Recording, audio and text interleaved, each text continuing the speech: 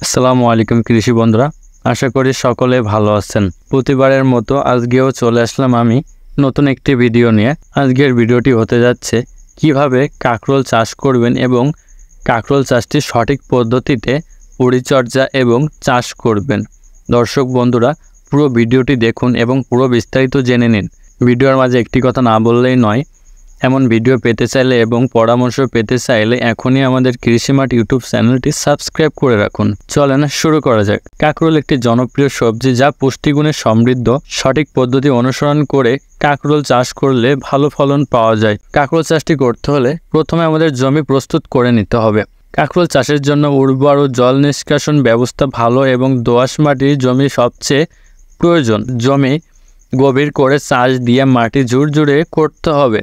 প্রতি সারিতে 5 থেকে 6 টন গোবর সার মিশিয়ে নিতে হবে। বীজ বপন। সাধারণত কাঁকরোলের বীজ সংগ্রহ করা হয় ফল থেকে, তবে গাছ থেকে সংগ্রহ করা বীজ ব্যবহার করলে ভালো হয়। কাঁকরোল চাষটি ফেব্রুয়ারি থেকে মার্চ মাসে বীজ বপনের উপযুক্ত সময় হয়ে থাকে।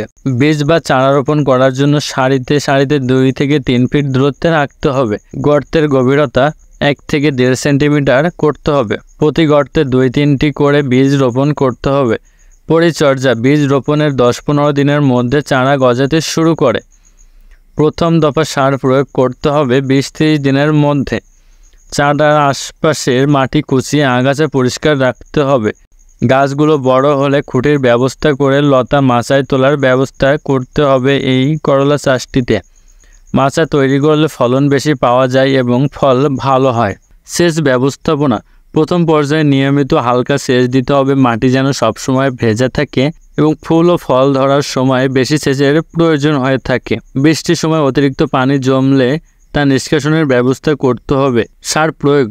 জমি তৈরির সময় 10 থেকে 12 টন পচা গোবর সার এবং 50 থেকে 60 কেজি ইউরিয়া বা 30 থেকে 40 কেজি টিএসপি এবং 30 থেকে 35 কেজি এমওপি দিতে হবে। ফুল আসার আগে গাছে পুনরায় ইউরিয়া ও এমওপি সার দিয়ে হবে। রোগবালাই ও প্রতিকার। কাঁকরোল গাছে সাধারণত পোকামাকড়, ফসলের রোগ বা ছত্রাকের আক্রমণ হতে পারে। বিশেষ করে লাল মাকড়, মিলিবাগ এবং ডাউনি মিলডিউ রোগ দেখা যায়। নিয়মিত পরিদর্শন করে এসব রোগের লক্ষণ দেখা দিলে কীটনাশক ও ছত্রাকনাশক ব্যবহার করতে হবে। ফল সংগ্রহ।